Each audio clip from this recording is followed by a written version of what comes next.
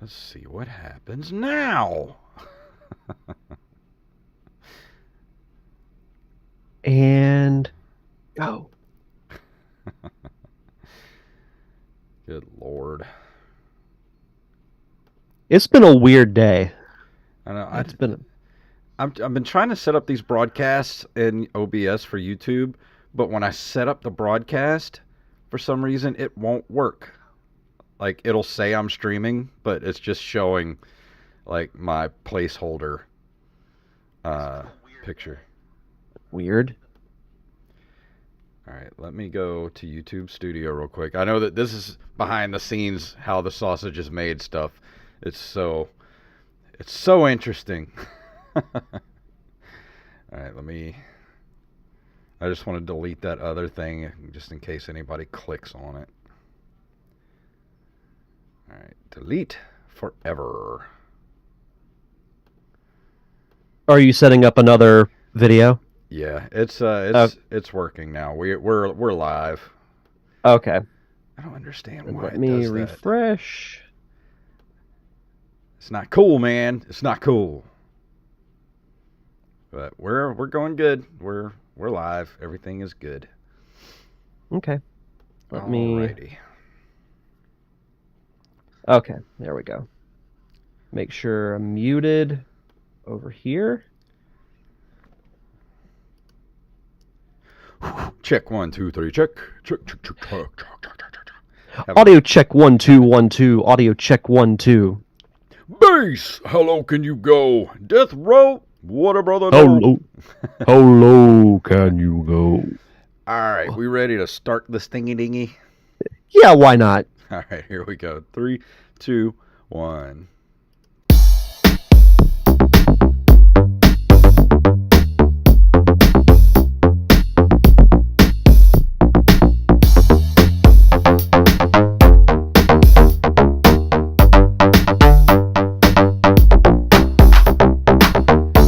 Greetings, programs, and we're back for another episode of the Nerd Cave Retro Show. My name is Jason Robbins. And my name is Derek Diamond. So, how has your week been? Not too bad. I picked up a little-known game called Tears of the Kingdom on Friday, and I haven't got to play it as much as I would have liked to, but I've spent a decent amount of time with it, and I will say, without giving away spoilers, very early in the game, it is incredible. I've loved everything about it. The new abilities are really cool. I like the world a lot better. I know it's basically the same Hyrule as Breath of the Wild. There's something, I don't know, more fulfilling about exploring this time. Yeah. Is it all like familiar areas and things like that? For the most part, there are some areas that, like, it's not really a spoiler, but like the area around the castle is a little more populated because there aren't giant robots that are trying to kill you. Yeah. So that aspect is a little different, but I'm still very early in the game because I had a pretty busy weekend, so I didn't get to spend as much time as I would have liked with it. But I'm loving it so far. Awesome. I want to get my copy. It's going to be a little while before I can get one. I'll use birthday money to get my copy of it.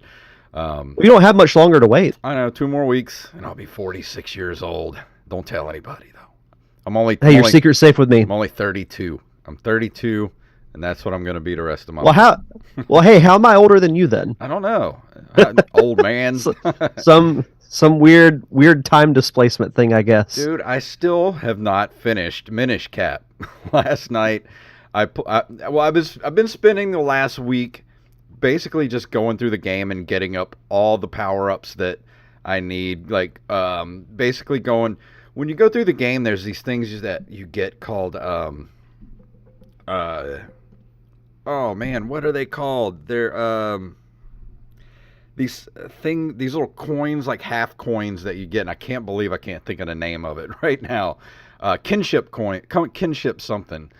And you go around and you talk to people, and they'll have a little thought bubble above their head. And you go up to them and you match kinstones with them. And if you have one that matches, somewhere on the map something will happen, like a like a high level monster might appear that if you go kill it, you'll get like a ton of money, or like a treasure chest will drop, or sometimes you get stuff like you get go catch a little butterfly and like you can dig faster. Like I just been going through the game to like everybody that I possibly could have missed to match kinstones with, and just getting all the little extras throughout the game. And so last night I think I did everything you could possibly do, and finally got to the final boss, and at the top of Hyrule Castle, killed him, helped Princess Zelda. I changed her from stone back into a human. The castle started crumbling. We're getting out of the castle, and I'm like, oh, cool, I beat the game. I was just about to text you, and then the boss came back again, and I died. And so I was like, damn it. So I looked, and it was like almost midnight last night. I was like, man, I gotta work. Oh, wow. I gotta go to sleep. So I saved it, and I'm gonna go back maybe tomorrow afternoon and finish it up. Okay, that's cool. Isn't it Vati that's the main villain of the game? Yeah, Vati. Or is it someone else? Oh, Yeah, okay. Vati. And Vati's made a couple of appearances, and he's a pretty cool character, like a good side villain besides, Ganon, Ganondorf, whichever incarnation of him you prefer. He is a ridiculous boss. I'm just gonna say that. It seems like it.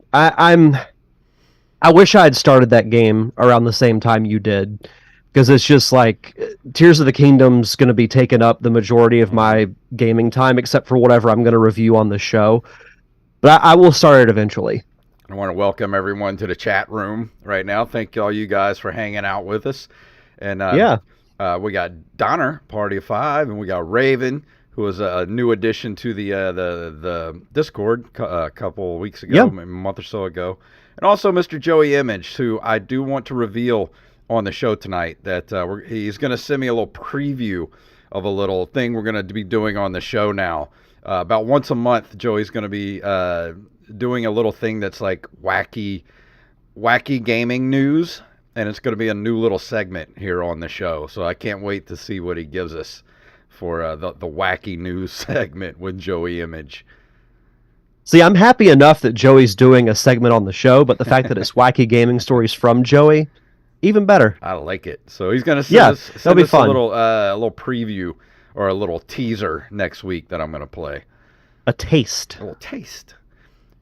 But I like it. Yeah, it sounded like it was a Legend of Zelda weekend for the both of us. I caught some of your original Legend of Zelda stream the other night. Yeah, I did want to say thank you to everybody who took the time to watch the stream, and we had a couple of technical difficulties, but still had a fun time. More people showed up than I expected, so maybe it'll be something I do again fairly soon. Yeah. See, I wish I would have streamed Minish Cap, because that game is. Yeah. I think once you know what you're doing, that game is pretty streamable, because it's really good, and I like it, and I wouldn't mind going through it again. Yeah, you should. But we'll warn everybody, this is going to be a very Zelda-heavy episode. Yeah, so very, if you're not a very Zelda much. fan, you're probably not going to like the episode. But speaking of that, you ready to go into the news this evening? I can't wait to talk about this first story. Here we go.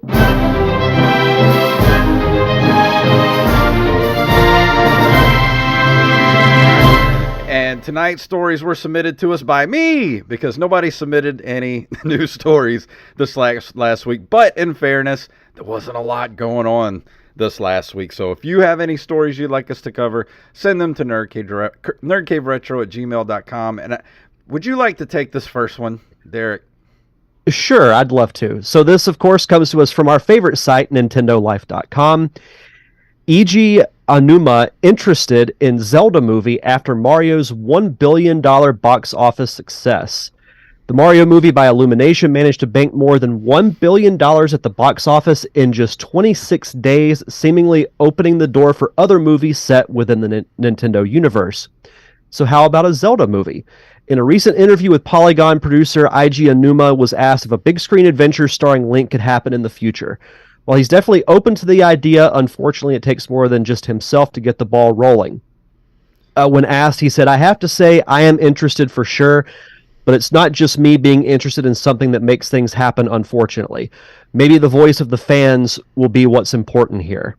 Like Nintendo listens to the fans. That's funny. Yeah. So we've talked about this off and on throughout, like, probably towards the beginning of the show. I personally think a Zelda series would be more feasible because the games are so lengthy and there's so much story involved. I don't know that you could tell a single Zelda game in a movie. The only one I think that would work would be the original game. And you'd have to even condense that down where maybe instead of going through, 8 dungeons, maybe like the Triforce of Wisdom is split in half. So Link has to go to 2 dungeons and then go fight Ganon. Mm. That's the only way I think it'll work. Yeah, I mean, I think they should just actually, I think they should bring you in to help write. They're not going to listen to me. I don't know. Maybe we can get that hashtag going, Derek Diamond for Zelda series. Well, no lie, that's my ultimate dream project. If I were making movies full time, that would be my number one dream, would be to make a Zelda movie or a series. And Armez Jackson in the chat room says, "Well, excuse me, princess." That's why I want you to do it, because I know you would find a way to squeeze that in there somewhere. Oh, and that would be put in there strictly for you. Mm-hmm. And I'd be like Leo in the meme, be like, "That's it." Yeah, just that. You'd probably text me something that I couldn't repeat on the show, but it would be funny. And this next story, speaking of Super Mario Brothers, from mynintendonews.com, Super Mario Brothers movie now has global total of 1.21 gigawatts, 1.21 billion, currently 4th highest grossing animated movie ever. Nintendo and Illumination's SMB movie has been entertaining fans and families for 6 weekends now, and Variety has revealed some updated sales figures. It has now a global total of 1.21 billion and is the 4th highest grossing animated film of all time, catapulting past the 2015 animated movie Minions.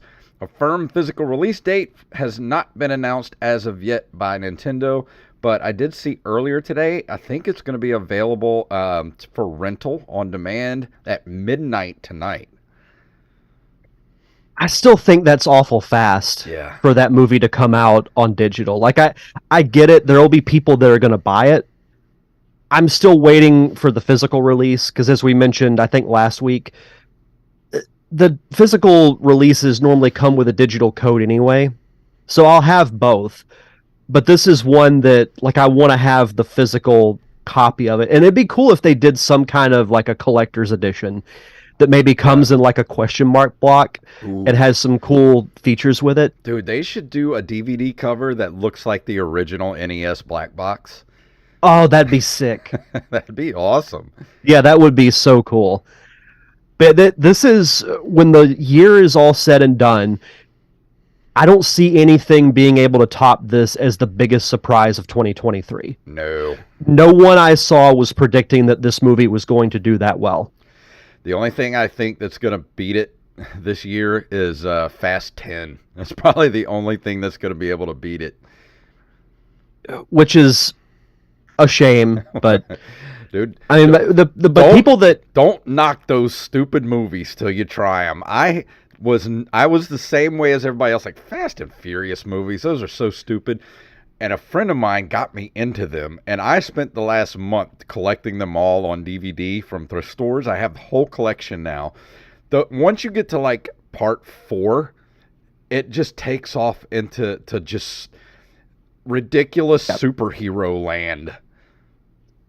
Yeah, you have to take those movies for what they are.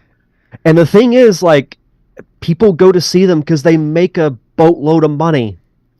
So people that complain about them, the way you get those movies to stop being made is you don't go see them, but people are continuing to see them. I remember when the original came out in theaters, and that was a movie that you had to go see because of the cool, racing scenes and whatnot.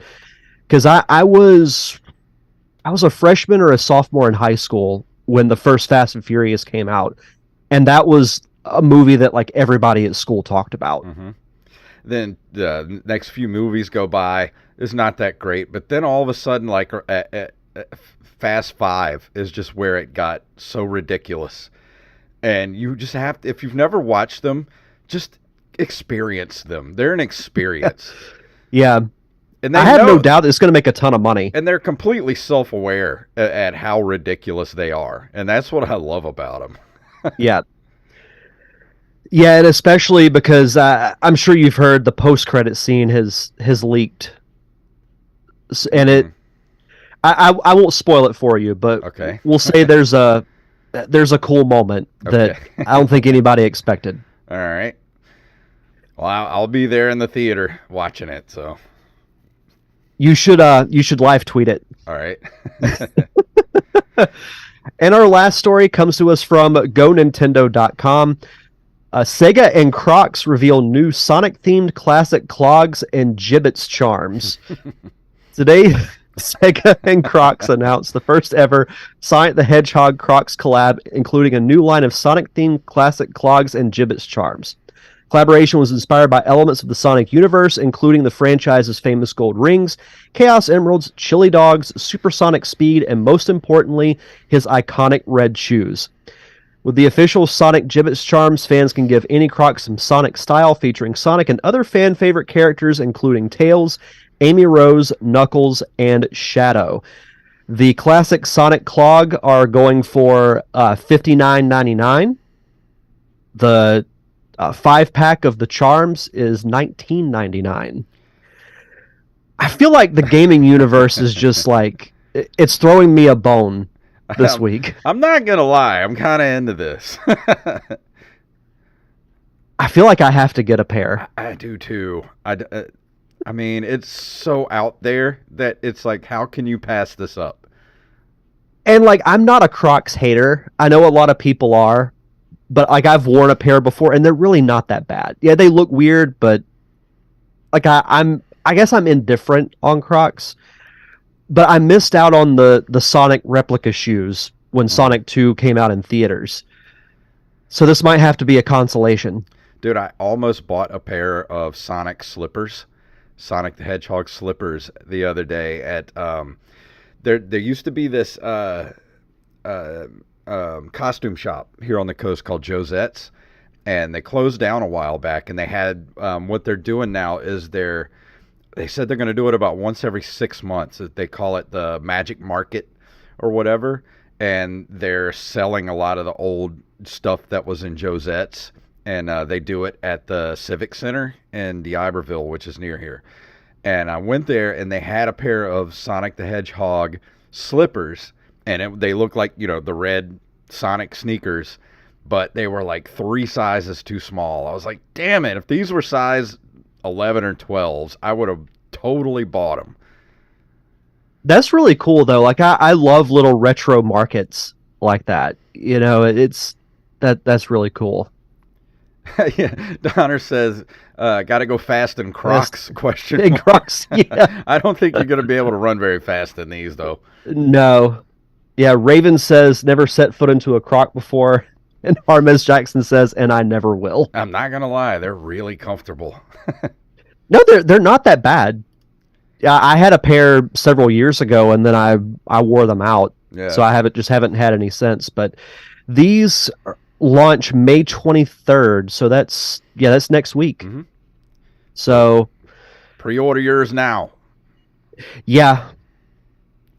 That reminds me. So I was catching up on the Play Retro podcast, and Brian Dunaway was talking about Conker's Bad Fur Day vinyl that came out. I meant to mention that to you because I heard that too. Yeah, but by the time he tried to get it, it was already sold out. So of course, I couldn't find it anywhere. But the cover art looked really cool. It looked like a cover of a children's book, and just in the background you have a giant pile of poop with an evil grin on his face. If I would have known about it, I would have bought it for you and gave it to you like as a birthday or a Christmas present. That would have been great. But I had My no wife would idea. not allow me to display that in our house at all, 'Cause but I'd still love to have it. I still have that Castlevania vinyl that you got for me for Christmas Yep. like 6 years ago.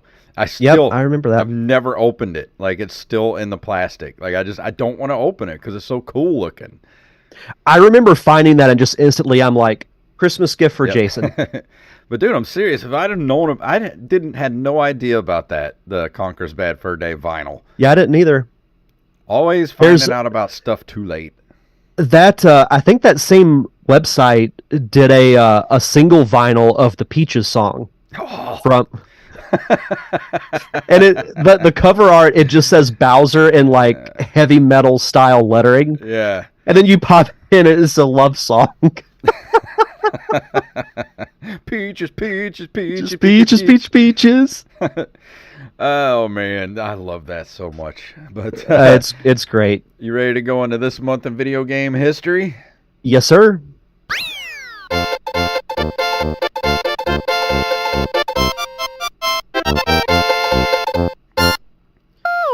On May 6th of 1986, Infocom releases the highly regarded Trinity. I remember we've talked about this several times.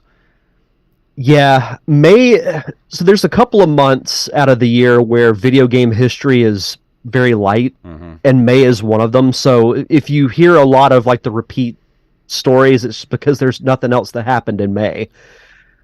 But yeah, I remember the cover art specifically. Yeah. It looks really cool. Like it looks like it would be like a Myst type of game. The cover art reminds me of like it would be a Dan Brown novel. Yeah, it does. Let's see. May 11th of 1995, the introduction of the trade magazine Game Week. At the time, it was called Video Game Advisor. I do not remember that. Yeah, and it says here that it was the leading trade publication of its time, and to this day remains the last printed trade publication which served the North American market.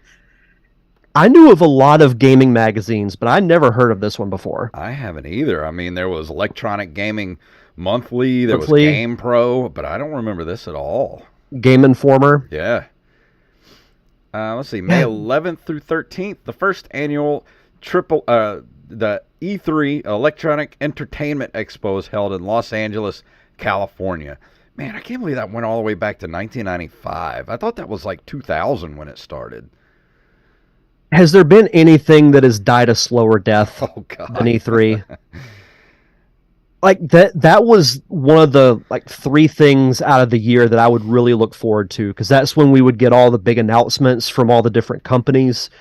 And if you look back at it, Nintendo kind of started the trend of not showing up at E3. Yep. And now it's, I know it was canceled for this year, but I think E3 is done. Well, they should have taken the pandemic and just been like, all right, this is our out. This is our way to stop E3, because no one wants to go to E3 anymore. No one releases, Nintendo already left. They already do their, monthly, what are they called? The Directs. The Directs. I mean, Xbox, Microsoft, Sony, they already release stuff just when they want. Why are they going to save everything up for E3? Because it's a big money sink for them. That's why Nintendo didn't do it anymore. It's like, why are we spending all this money to go to E3 when we could just do it ourselves? I mean, we have the internet now. There's no reason to have an E3. And then they tried to come back this year, and it was just an embarrassment because nobody wanted to go. Yeah, it was bad. And I truly felt bad because, like I said, E3 was a very known event in the gaming world. Because I remember when I'd get home from school, the first thing I would do is go to a computer and look at what was being announced at E3 whenever that would happen. But with the advancement of the internet, and now everybody has the ability to kind of just do their own thing, it's just a lot easier that way. Yeah, and they can do it on their own time. Yeah, like Sony or Microsoft has enough money where they could just do a single day, where they rent out like some sort of, or not even rent out. They probably have their own like sort of streaming TV studio. They hire somebody to come in, like Paris Lilly, was on. I think he was on this show a long time ago. One of the first episodes, and he was the announcer for that Microsoft thing they did a couple of years ago, and just have him come on and just announce everything coming up in the next year. Like, it'd be so much easier than spending literally tens of millions of dollars to go to E3 for no reason. Like, in a perfect world, would it be cool to go to E3? Sure. But that's not the time we live in anymore. Yeah. But that would have been a thing. Like, I would have loved to have gone to E3 in its heyday. Mm-hmm. That would have been so cool. Yeah, I would love to have been going to E3 like back in the late 90s when everything was exploding. Mm-hmm. Oh, that would have been so fun. And wrapping up this month in video game history, on May 14th of 2003, Shiny Entertainment releases Enter the Matrix for Windows, GameCube, PlayStation 2, and Xbox. The thing I remember most about this game was the cutscenes, because they actually filmed like scenes as if it were part of the Matrix movies. Yeah. For the video game, because they were, I think, included as a bonus feature on like a DVD or some kind of extra. I think, did I have it for, I remember I played it, I think I had it for the original Xbox. It was either for the original Xbox or my roommate's PlayStation 2, but I did play it, and man, that game was so good. I wish they would do a remaster of that. That would be cool. The time to have done it would have been when that new movie came out a couple of years ago. You want to know something? I still haven't seen that movie. Hey, you're not missing a whole lot. That's kind of what I get from that. It's one of those movies that, like, I wanted it to be good. And it just, I liked what they were doing. They just didn't execute it right. Exactly. But yeah, this came out around the time Matrix Reloaded was released in theaters, because the Matrix, growing up in the 90s, like, the Matrix was a huge movie. Like, it invented a lot of technology that is used in movies today that we think is commonplace. The Matrix, no pun intended, revolutionized it. And then, of course, the sequels, the anticipation for those were at an all-time high. Whether or not they were good is up for debate, but you go back and look at the CGI in those last two movies, the second and third. What was the second one? Reloaded and Revolutions. Yeah, those two. Man, that CGI does not hold up too well these days. But the first one still holds up. It's still the first one's one of my favorite movies of all time. That first one is still a perfect sci-fi movie. Mm-hmm. Yeah, it's in the upper tier of best sci-fi movies ever made. Absolutely. But before we go into the review for tonight, Derek, would you like to do our shout-outs? Absolutely. As always, we'd like to shout out our awesome patrons over at patreon.com/nerdcaveretro. We want to shout out Raven, Danny House, Justin Nispel, John West, Daniel Salmon, Mr. B-Rez Coffee himself, Mike Eveland. Also, happy belated birthday to Mr. Eveland. Tyler Watson, Axeblade07, Armez Jackson, Staff Sergeant Sketch, Gus and Penny, Matthew Salmon, Joey Image, and Mama Diamond herself, Donna Diamond. Of course, happy belated Mother's Day to her and to all moms. All you mamas out there. Yep, all you mamas out there. If you want to be a part of our awesome Patreon community, you can head over to patreon.com/nerdcaveretro. For as little as $1 a month, you get early access to our fun commentary tracks like Animaniacs, Tailspin, DuckTales, Batman the Animated Series, live action movies like Clue and Christmas Vacation. The list is pretty epic as far as the stuff we've done.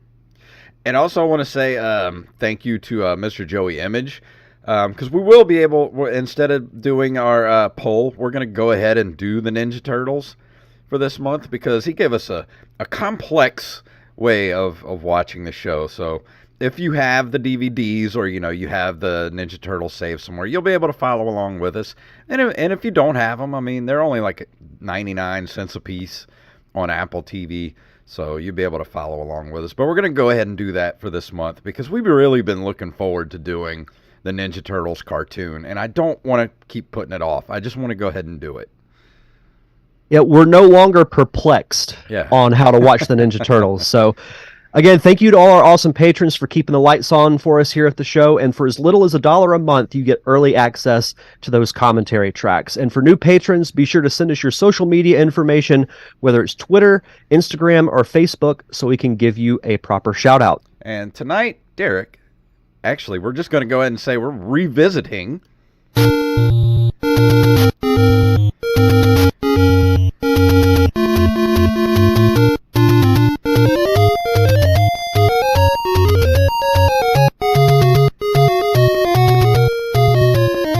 know what that music is. Why are you here? And this show does not fit your demographic if you don't know what that music is. Exactly. So I thought with Tears of the Kingdom coming out and my reinvigorated love for Zelda, I thought it would be cool to go back and revisit the original Legend of Zelda game, the one that started it all, which was originally released in Japan February 21st of 1986, and then was released in North America August 22nd of 1987. Of course, it's an action-adventure game developed and published by Nintendo.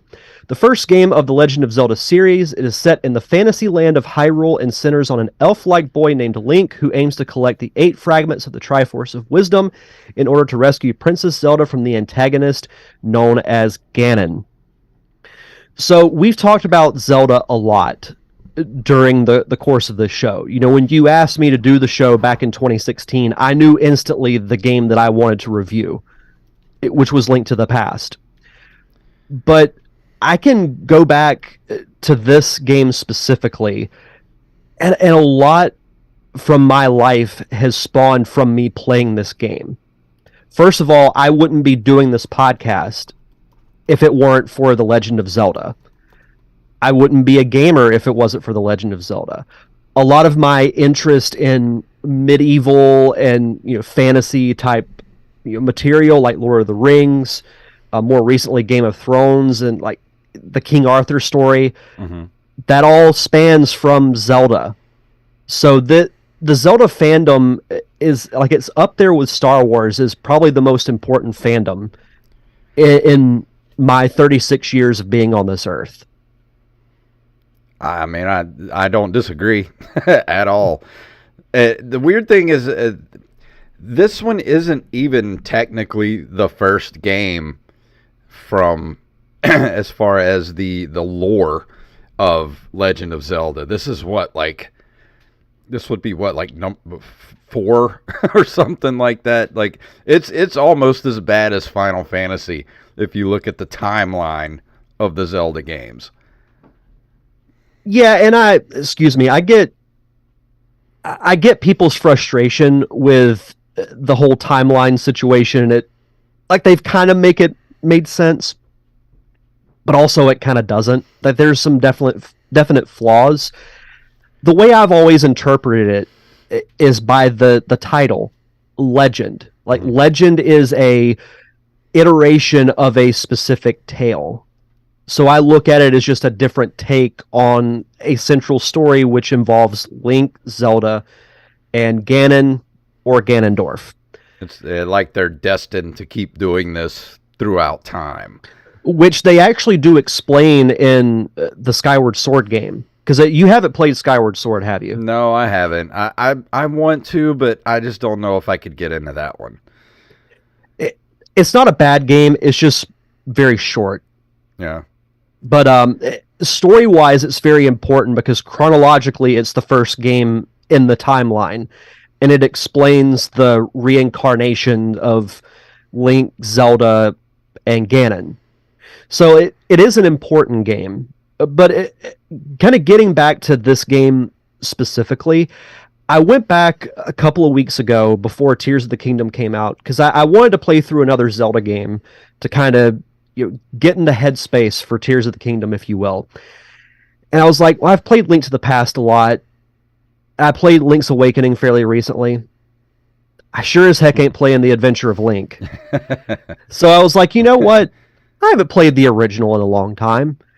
And it's still, the controls are a little clunky, but a lot of NES games to me are, because I'm more of a Super Nintendo fan. Though there are some NES games that I like, but you adjust to it. Like Yeah. you pretty much had to with games of that era. But this is one, and it's probably partially because of muscle memory. Mm. I got it back into it, Well, that's pretty the quickly. thing. I mean, this is the proto. Like this set the stage and game mechanics for everything that came afterwards. And it is kind of weird to go back and play it after having played other games. Like, if you go play Link to the Past or even Minish Cap, like I'm playing now, and then you play Link's Awakening or something, and then you go back to this original game, and it does take a little bit to kind of get back into the way it plays. But at the same time, is like what they did with this game at the time is nothing short of a miracle, because there was nothing like this before this game, and the sheer scope and size of this game at the time was mind-bending. And you could save. Yeah. a lot of games, and even Super Nintendo games, that you didn't have the ability to save. You had to put in a password. And that's why I would get frustrated, because like Zelda did it in 1986. Why can't you do it in 1994? Yeah, exactly. But yeah, this set the standard for not just future Zelda games, but other adventure games like it. Because it's the base model, I think, that a lot of adventure games are based off of, that top-down view where you go through different objectives with your dungeons and finding specific items that aid you, in that dungeon and through future ones. And the thing about this game too that's pretty cool, that a lot of people forget, it's not exactly linear. Like, you don't have to go to dungeon 1. You could go to dungeon 2 or 3. It's going to be harder, but you could still do it. And that's why, like, when people were not saying Breath of the Wild was not revolutionary when it comes to Zelda, but it wasn't the first non-linear Zelda game. Yeah. Which is interesting, because it took them forever to go back to that. Mm-hmm. Because, Link to the Past, you think of that as it's linear. Yeah. Link's Awakening's linear. Ocarina of Time's linear, but this game isn't, and it is one of the most important games in the history of gaming. And I'm not just saying that as a Zelda fan, but I think adventure games as we know it would not be what they are if not for what Nintendo did with this game. Yeah.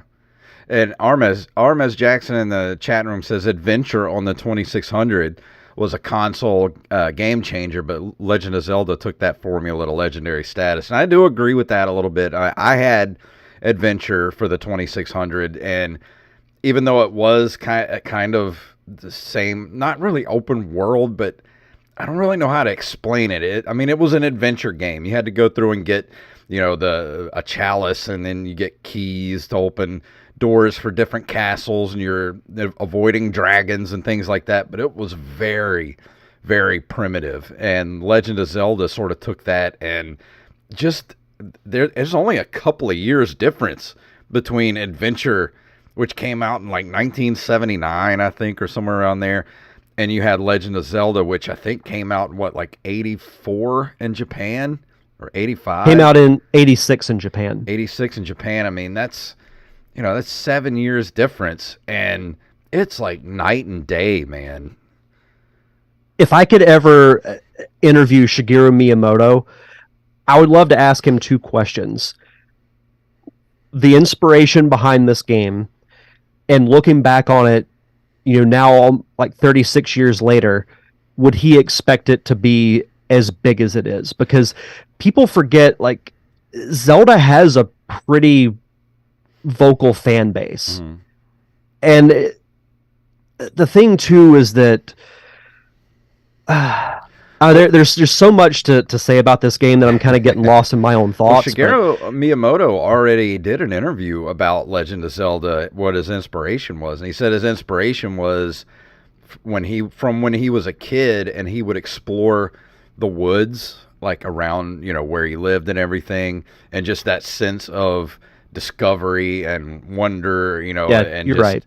all that, and he just wanted to put that experience in a video game, and I think he nailed it Oh, completely. for sure, because Completely. 30 plus years later, after going back and playing this game to its completion, I don't know that I would put it in my top 5, but it would definitely be in like the 6 or 7 range for my what I think are the best Zelda games, because it still plays great for an NES game, and I don't mean that as a detriment.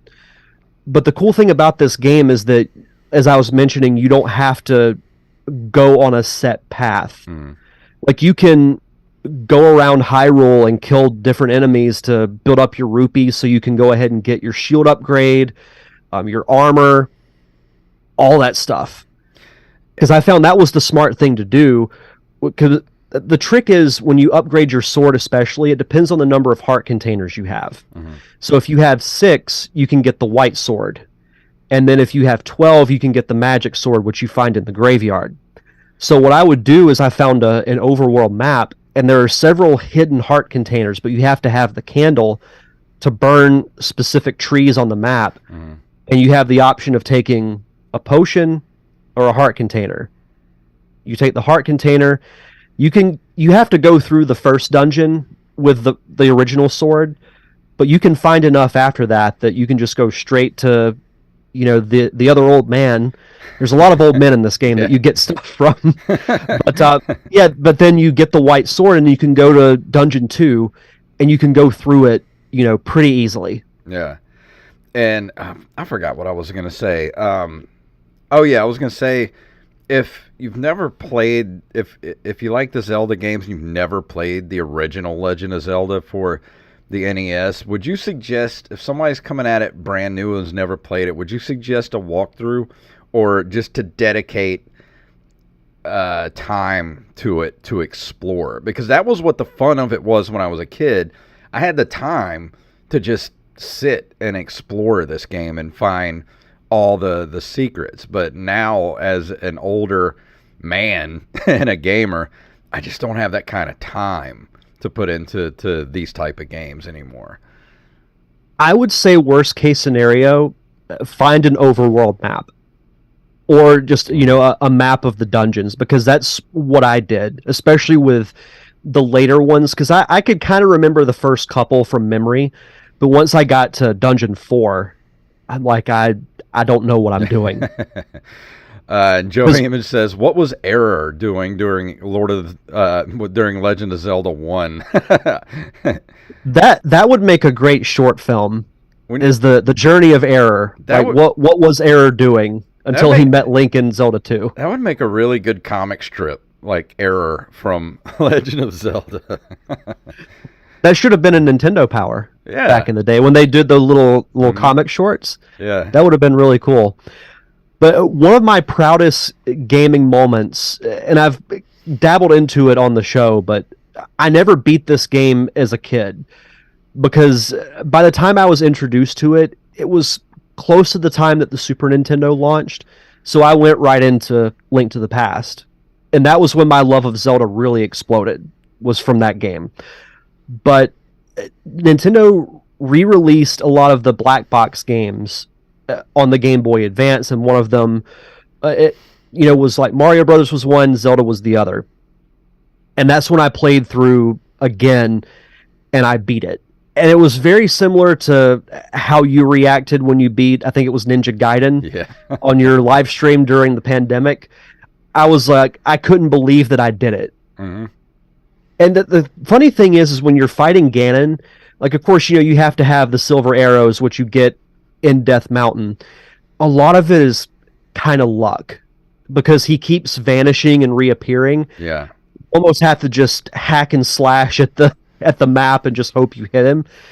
And then you hit him with a certain number of magic arrows, and he's toast. I like So watching that speed runs of Legend of Zelda. yes, dude, someone beat Tears of the Kingdom in an hour and a half. I know how. How did and it was only One, been out for like a day. one, how, and two, why? Like that's not a game you speed run. Like that's a game you take the time. Like I've played it for a few hours and I've barely made it through anything because I'm just exploring. Like I don't understand it. I It don't makes know. no sense to me. But yeah, the cool thing about this game too is that it introduces a lot from the like in the adventure genre, like the weapon collecting. But the funny thing is that you didn't have to have the you know how Zelda has this formula where you find a specific weapon in a dungeon and you have to use that in order to beat the boss or get through some kind of objective. That wasn't really a thing in this game, and I think I was a little surprised by that because I couldn't remember it. Mm. So like you get the bow in dungeon 1. You have to purchase the arrows separately. So unless you've done that, you can't use it. Mm-hmm. But you don't have to use it to beat, the dragon you fight at the end. So I thought that was kind of interesting. So it didn't lay out every single like formulaic Zelda thing that we know about, but it laid out a lot.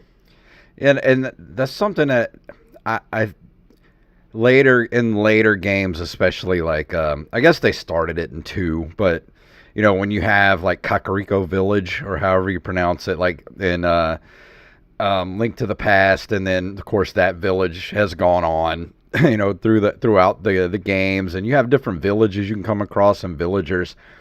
That's other aspects of the games, the later games that I like, especially things like Minish Cap, where you can go to these little towns and you can purchase things and upgrade stuff. Like I like that type of stuff, especially even Breath of the Wild. Like one of my favorite things to do in that game was cooking. Mm-hmm. Like I just when you go back to the original Legend of Zelda, like I miss that stuff in that game. Like the very first Legend of Zelda, yeah, the game's huge, it's fun, but it's just constant fighting, like all the time. Yeah, there's no town to go to Yeah. or like an inn that you can stay in to heal yourself. There's one fairy fountain on the entire map that you have to go to, and it's guarded by a ton of moblins. Mm-hmm. So if you're starting out at the very beginning, when you only have 3 hearts and you just have the one sword, you're in for a rough day at the office. But I would say to go back to your earlier question about using a walkthrough, I think someone who has never played this game before, I think it would be a good idea because of the sheer amount of stuff that you have to collect, which is funny because it pales in comparison to stuff you collect in like Breath of the Wild or heck, even back in Ocarina of Time or Majora's Mask. But a lot of the items are hid in tricky locations. Like I mentioned, under certain trees that you have to burn with the candle. There's a certain gravestone you have to move in the graveyard to find the old man with the magic sword. Mm-hmm. And the dungeons especially. Like the final dungeon where you fight Ganon is huge. Like dungeon 1 and 2 are they're pretty small. But if you don't have the map, especially in Death Mountain, you're going to get lost. Oh yeah. 100%.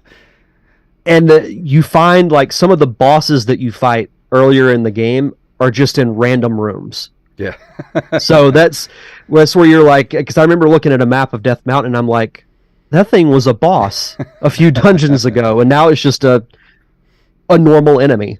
But that's just crazy when you go back and think about what this game did for the Nintendo. I mean, as important as Mario is to the Nintendo franchise, I think Link and Zelda are just as important to the longevity of Nintendo. I mean, Link and Zelda, they may not be as easily recognizable as as far as pop culture goes to people, but man, like these games have set almost all like adventure games like owe everything to this one particular game. Hmm. Yeah, if you were to make a short list of the most important games in the history of video games, I think the original Donkey Kong is up there because it introduces Mario. Hmm. The original Mario Brothers because it introduces, maybe not introduces, but it puts the platforming genre on the map. Yeah. And this puts the adventure game on the map. Like I think it was Armiz Jackson in the chat mentioned playing adventure for the Atari, Hmm. and then Zelda took it to, no pun intended, legendary status. Yeah. But it's still a great game to go back and play. You know, if you're like a casual fan of these games or you're not a Zelda fan, you may not appreciate it as much because a lot of the succeeding games honestly play much better. But for an NES game, and this was made in, the mid 80s, it still plays great. I like the look of it. The backgrounds are very simple. The enemies look very simple. Like everything is very, it has that 8-bit feel to it. But I think it still looks great for what it is. I still say it's years ahead of its time. Oh, for sure. And not to mention, the overworld theme is one of the most iconic songs in not just Zelda, but in video games. With music being so important, especially during that era of the 80s and 90s. Maybe just outside of the Mario theme, the overworld theme from Zelda might be the most recognizable. Easily the second most. Yeah, and then it's been great to see the evolution of this series. And I know I'm a fan, so I'm biased. But the evolution in storytelling of this game, and I'm talking about the individual games, not the overall timeline. But I've wanted a Zelda movie or a series for years because I think the Zelda model would be great. You look at what Amazon did with the Lord of the Rings show. You look at the Lord of the Rings trilogy. You look at Game of Thrones. It can be done. Why can't that be Zelda? I think it would be hugely successful. Mm-hmm. You get 100% agreement out of me. Like, it blows my mind that there has not been at least some sort of anime at this point about Legend of Zelda. Well, the cartoon series aside, yeah, that's kind of its own thing. But and for Joey in the chat room, I don't think there was a difference between the U.S. and the Japanese version. I think they were pretty much exactly the same. That does remind me of one other thing I wanted to say. Another cool quality about this game was the second quest. There's a whole nother game that's inside of it. If you name your character Zelda, the map's a little different. The dungeons are in different locations. The layouts are different. Because I did that by accident when I was going back to play through it. I just I'll just name my character Zelda. And then I went to the first dungeon and it said like level 4. I'm like, wait a minute. And then I thought to myself, oh, you're an idiot. You're playing the second quest. Yeah, because I was going to say, I never started a new game after defeating it. Don't you start with everything that you got from the first game in the second playthrough? I'm trying to remember. I don't remember. Maybe there's got to be some other Zelda, hardcore Zelda players that know the answer to that. Because I never started a second playthrough after defeating it. That might be my next major Zelda objective, is to play through the second quest, because I've never really played it. Because the first game is so long and it takes a while to get through that it's like, yeah. I don't want to play through the whole thing again. But man, I love talking Zelda, but we're coming up on the hour. Yeah, this flew by. I did. So it really did. What number grade would you give this game? I would give, overall, I think it's still one of the greatest games ever made. And that's saying a lot because I think a lot of the sequels are better. But we've talked about the significance of this game and how important it is to the world of video games. I'd give it a solid 9. It's really good, and I had fun going back and streaming it. It's that, and just going back and playing through it kind of renewed my love of that game specifically, because we talk so much about Link to the Past, Ocarina of Time, Breath of the Wild. We don't give the original a ton of love, and we should. Yeah. And they said in the chat room, Raven said, no, you start fresh. Donner said, no saves either. And Armez Jackson says, I've started and then rage quit that second quest so many times. Wow. Maybe I should stream that, but I might have to put a parental advisory at the beginning of it. I agree with you, though. I mean, there's not much to find wrong with this game. I mean, if you look at the time, I mean, yeah, it's a little simplistic compared to everything that came after, but its time. Yeah, for the fundamentals of Zelda games are there, and it's worth going back and checking out. And it's definitely worth it. It's a must-have in anyone's NES library, and I hate the fact that people are charging like $60 for a copy of this for the NES now. And it's like, why? There were millions of these sold. Why are these not like, $5 a piece? Oh, that extra rare gold cartridge. Yeah. there were only... that I could probably find 3 of at the retro gaming store down the road from here. There were only like 30 million of them sold back in the 80s. Now, if you find a gray one, yeah, now we're talking. That's the one that nobody has because they only made like a couple 100,000 of them, and you can't find them. But I don't get the collecting market. I just don't get it anymore. But that's going to bring us to the end of the review, I think. Yep. And I do want to give a huge shout out. And I wanted to show you this, Derek. You haven't seen this yet, but Trav, our good friend Travis Martin, it was at Trav in the Discord, sent me and you some. Oh, that's awesome! Metroid keychains, some 16-bit. That's cool. Metroid keychains. So I'm gonna drop yours in the mail this week. And okay, huge thank you to him for these. Yeah, and, thank you so much. That's awesome. Yeah, these are great. I mean, it's. I mean, I'm showing it. You can see it in the camera there. Yeah. They're so awesome. That's awesome. Yeah, I'll drop yours. Yeah, thank you so much. I'll drop yours in the mail this week, so you'll get it in the next couple days. Oh, cool. Thank you. But before we go, what's going on with the Derek Diamond experience? Yeah, so coming up on the season finale, which will be at the end of the month. I haven't quite decided what I'm going to do yet with it, but I'll be making that announcement probably in the next week or so. I had the pleasure of chatting with an actress based out of London named Amber Doig Thorne, who I'm sure you've heard of it, but there was a horror spin-off of the Winnie the Pooh franchise. Yeah. She was one of the leads in that movie. So cool. We had a fun chat about it and the making of it. So it's pretty wild. So, go check that out on YouTube and all podcasting platforms. Just head over to linktree.com/DDiamondPodcast. And next Saturday is the next screening of the feature.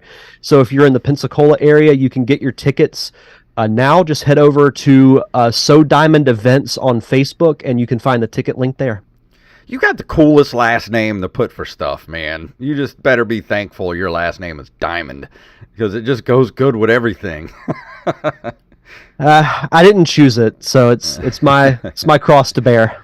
But go check out the Open Micers podcast at Open Micers, Twitter and Instagram. Last week we had a talk with Dante himself, Mr. Brian O'Halloran.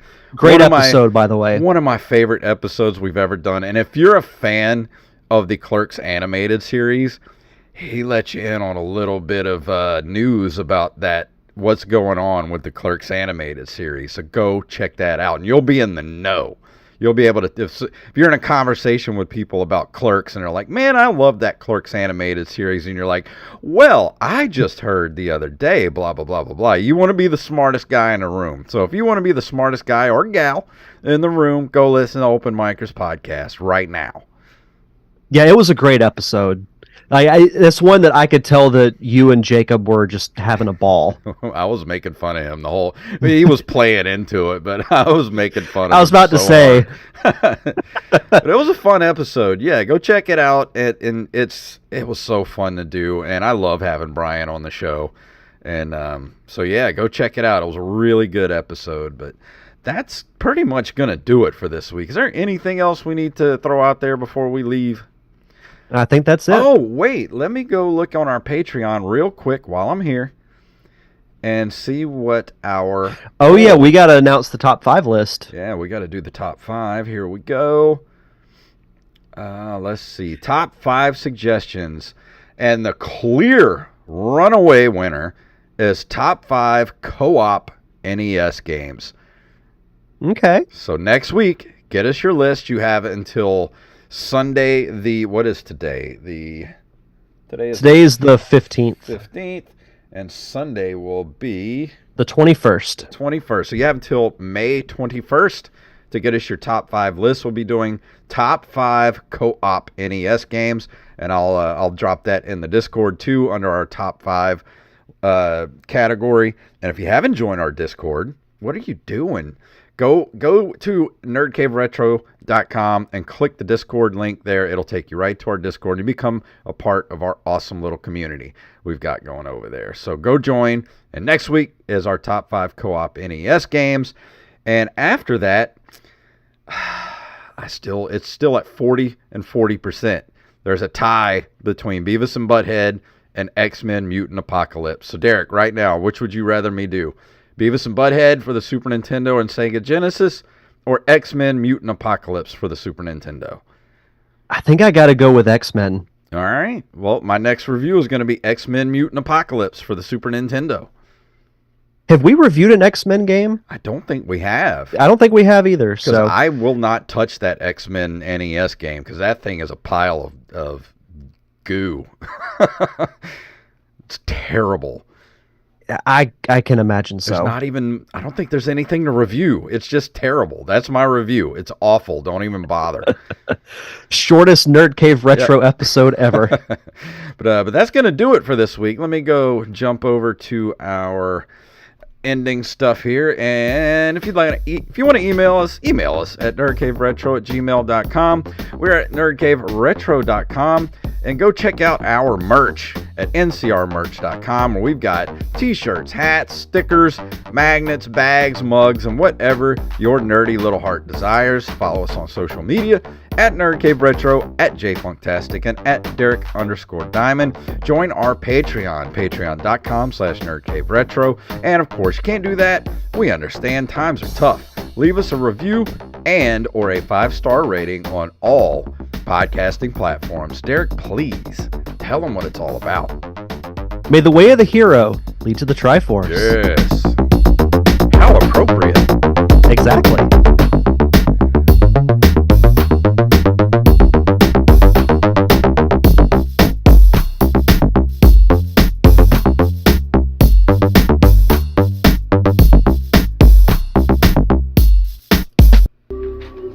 I love the Power Glove.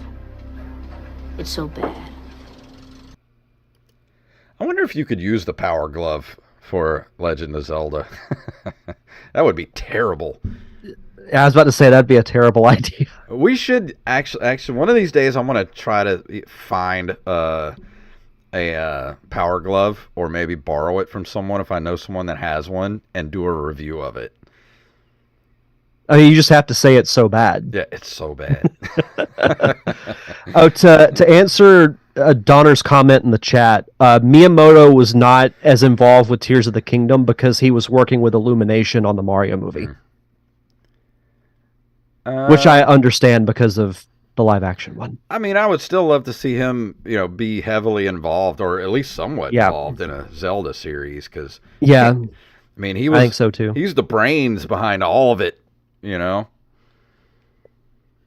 Yeah, how old is he? Oh, he's got to be 60 by now, at least 65 probably. He is 70.